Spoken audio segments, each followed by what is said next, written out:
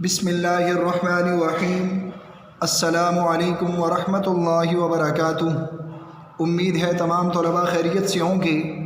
आपको कल अमली किताब हिस्सा बे से मुताल्लिका जो काम करने के लिए दिया गया था, यकीनन तमाम बच्चों ने मुकम्मल कर लिया होगा। आज अमली किताब हिस्सा बे से मुताल्लिका मज़ीद काम करवाया जाएगा। अब चलते हैं अमली किताब हिस्सा बे सफ़र नंबर 77 की जानिब। आज की तारीख़ नोट कीजिए, 19 जनवरी 2021 ईस्वी, दिन मंगल। अज़ीज़ तलबा, आज आपको हर्फ़ की मज़ीद अक़साम समझाई जाएंगी।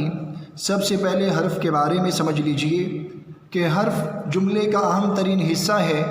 इसके बग़ैर जुमला मुकम्मल नहीं होता। हर्फ़ बामाना लफ्ज़ या कलीमा नहीं होता, बल्कि इस्म को इस्म से, फ़ेल को फ़ेल से या इस्म और फ़ेल को आपस में मिलाता है और एक जुमला मुकम्मल करता है। अब चलते हैं हर्फ़ की अक़साम की जानिब। सबसे पहली क़िस्म हर्फ़ निदा। हर्फ़ निदा की तारीफ़, हर्फ़ निदा उन हरूफ को कहा जाता है जो किसी को पुकारने के लिए इस्तेमाल हों। अब वो हरूफ कौन सी हैं? अरे, ओ, अजी वग़ैरह। अब हर्फ़ निदा की तारीफ़ के दोनों जानिब कौसैन की अलामत लगा लीजिए। अब हर्फ़ निदा को समझने के लिए मज़ीद 3 मिसालें दी गई हैं। नंबर 1, आओ लड़को इधर आओ। अब इसमें आओ हर्फ़ निदा। मिसाल नंबर 2, या अल्लाह रहम कर। अब इसमें या हर्फ़ निदा। इसी तरीके से मिसाल नंबर 3 में ए अल्लाह फ़ज़ल कर। अब इसमें ए हर्फ़ निदा। उम्मीद है आप हर्फ़ निदा के बारे में समझ गए होंगे। अब चलते हैं सरगर्मी की जानिब। दरज़ेल मिसालों में से हर्फ़ निदा के गिर्द दायरा लगाएं। नंबर 1, अरे भाई इधर तो देखो। अब इसमें हर्फ़ निदा की निशानदेही करनी है। हर्फ़ निदा अरे, फिर उसके गिर्द दायरा लगाना है। इसी तरीके से आपने बकिया 4 अज्जा में अज़ खुद हर्फ़ निदा का इंतखाब करके उसके गिर्द दायरा लगाना है। हर्फ़ की दूसरी क़िस्म हर्फ़ ईजाब। हर्फ़ ईजाब उन हरूफ को कहते हैं जो किसी तायद में बोले जाएं। अब वो हरूफ कौन से हैं? जी, बेशक, दुरुस्त वग़ैरह।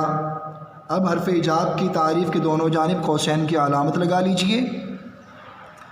अब हरूफ़ ईजाब की शनाख्त के लिए मज़ीद 3 मिसालें दी गई हैं। मिसाल नंबर 1, जी आप बिल्कुल ठीक फरमा रहे हैं। अब इसमें जी हर्फ़ ईजाब, यानी हर्फ़ ईजाब जो तायद में बोले जाएं। मिसाल नंबर 2, बेशक अल्लाह एक है। अब इसमें बेशक हर्फ़ ईजाब। मिसाल नंबर 3, वाकई आप सच कह रहे हैं। अब इसमें वाकई हर्फ़ ईजाब। उम्मीद है आप हरूफ़ ईजाब के बारे में समझ गए होंगे। अब चलते हैं सरगर्मी की जानिब। दरज़ेल मिसालों में से हरूफ़ ईजाब के गिर्द दायरा लगाएं। नंबर 1, आप बिल्कुल बजा फरमा रहे हैं। अब इसमें हर्फ़ ईजाब बजा, दायरा लगा दिया। अब इसी तरीके से आपने बकिया 4 अज्जा में हरूफ़ ईजाब की निशानदेही करनी है, फिर उसके गिर्द दायरा लगाना है। अब चलते हैं हर्फ़ की तीसरी क़िस्म हर्फ़ तासुब। हर्फ़ तासुब उन हरूफ को कहते हैं जो गम या अफसोस के मौके पर बोले जाएं। अब वो कौन से हरूफ हैं? अफसोस वग़ैरह। अब दोनों जानिब हरूफ़ तासुब की कौसैन की अलामत लगा लीजिए। अब हरूफ़ तासुब के समझने के लिए मज़ीद 3 मिसालें दी गई हैं। मिसाल नंबर 1, अफसोस आपका भाई हादसे का शिकार हुआ। अब इसमें हर्फ़ तासुब अफसोस। मिसाल नंबर 2, वो बेचारा जवानी ही में चल बसा। अब इसमें हर्फ़ तासुब बेचारा। मिसाल नंबर 3, हाय हाय बच्चा बिस्तर से गिर गया। अब इसमें हर्फ़ तासुब हाय हाय। उम्मीद है आप हर्फ़ तासुब के बारे में समझ गए होंगे। अब चलते हैं हर्फ़ तासुब की सरगर्मी की जानिब। दरज़ेल मिसालों में हरूफ़ तासुब के गिर्द दायरा लगाएं। नंबर 1, اس کا کاروبار تباہ ہو گیا۔ اب اس میں حرف تعسف اس کے گرد دائرہ لگایا۔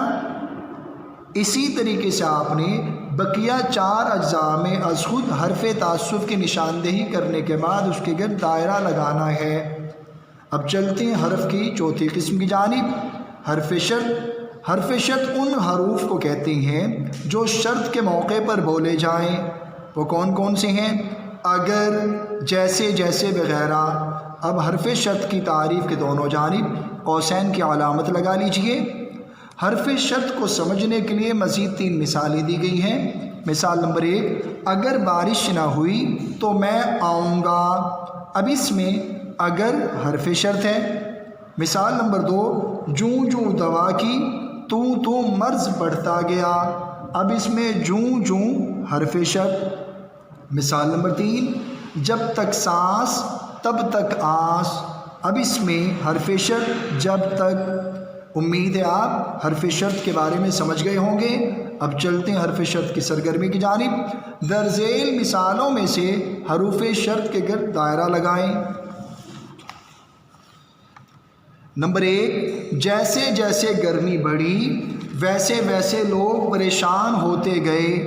اب اس میں حرف شرط جیسے جیسے اس کے گرد دائرہ لگا دیا۔ اسی طریقے سے بقیہ اجزاء میں از خود حرف شرط کا انتخاب کر کے اس کے گرد دائرہ لگانا ہے۔ اب چلتے ہیں حرف کی 5ویں قسم، حرف انبساط۔ حرف انبساط ان حروف کو کہتے ہیں جو خوشی اور مسرت کے موقع پر بولے جائیں۔ اب وہ کون سے ہیں؟ آہا، واہرے وغیرہ۔ اب حرف انبساط کی تعریف کے دونوں جانب قوسین کی علامت لگائیے۔ اب حرف انبساط کو سمجھنے کے لیے مزید 3 مثالیں دی گئی ہیں۔ مثال نمبر 1، آہا میرا انعام نکل آیا۔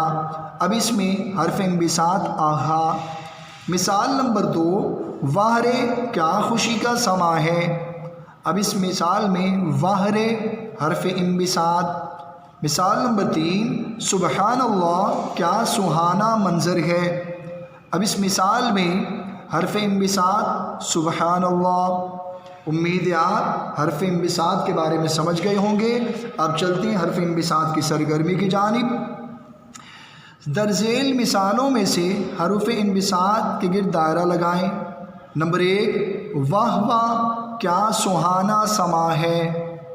اب اس میں حرف انبساط واہ واہ اس کے گرد دائرہ لگا دیا ہے۔ اسی طریقے سے آپ نے بقیہ اجزاء میں از خود حروف انبساط کا انتخاب کر کے اس کے گرد دائرہ لگانا ہے۔ اب چلتے ہیں حرف کی 6ٹھی قسم کی جانب، حرف نفرین۔ حرف نفرین ان حروف کو کہتے ہیں جو نفرت یا ملامت کے موقع پر بولے جائیں۔ اب وہ حروف کون سی ہیں؟ لعنت، پھٹکار وغیرہ۔ اب حرف نفرین کی تعریف کے دونوں جانب قوسین کی علامت لگا لیجئے۔ حرف نفرین کو سمجھنے کے لیے مزید 3 مثالیں دی گئی ہیں۔ مثال نمبر 1، لعنت ہے ایسی اولاد پر جو بڑھاپے میں ماں باپ کو ذلیل کرے۔ اب اس مثال میں حرف نفرین لعنت۔ اب چلتے ہیں مزید 2 مثالوں کی جانب۔ مثال نمبر 2،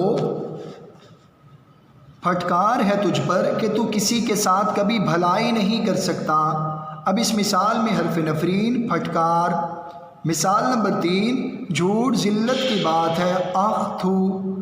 اب اس مثال میں آخ تھو حرف نفرین۔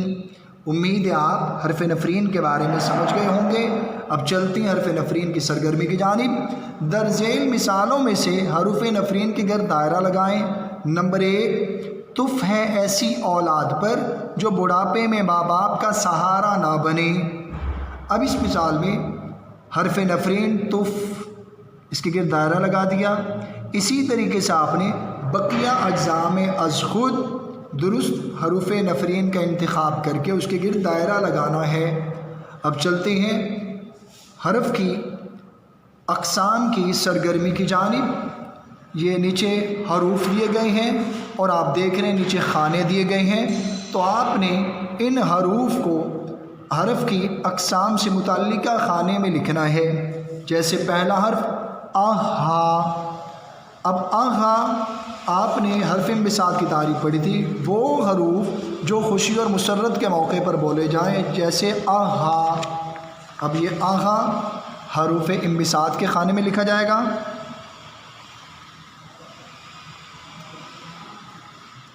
اب دوسرا بیچارہ۔ بیچارہ آپ نے حروف تعصب کی تعریف پڑھی تھی، وہ حروف تعصب جو غم یا افسوس کے موقع پر بولے جائیں، جیسے ایک مثال میں وہ بیچارہ جوانی ہی میں چل بسا۔ اب یہ بیچارہ حرف تعصب کے خانے میں لکھا جائے گا اس حرف کو۔ اسی طریقے سے آپ نے ان حروف میں سے از خود اس کے متعلقہ اقسام کے خانے میں لکھنا ہے۔ امید ہے تمام بچے آسانی سے لکھ لیں گے۔ اب چلتے ہیں صفحہ نمبر 81 کی جانب۔ 81 پر کالم دیے گئے ہیں۔ کالم الف میں حروف دیے گئے ہیں، کالم بے میں حرف کی اقسام ہیں۔ آپ نے کالم الف میں سے حرف کو اس کی متعلقہ اقسام کے ساتھ ملانا ہے۔ جیسے پہلا حرف حیف۔ اب حیف کالم بے میں افسوس یا غم کے موقع پر بولا جاتا ہے، اس لیے حیف کو تعصب کے ساتھ ملائیں گے۔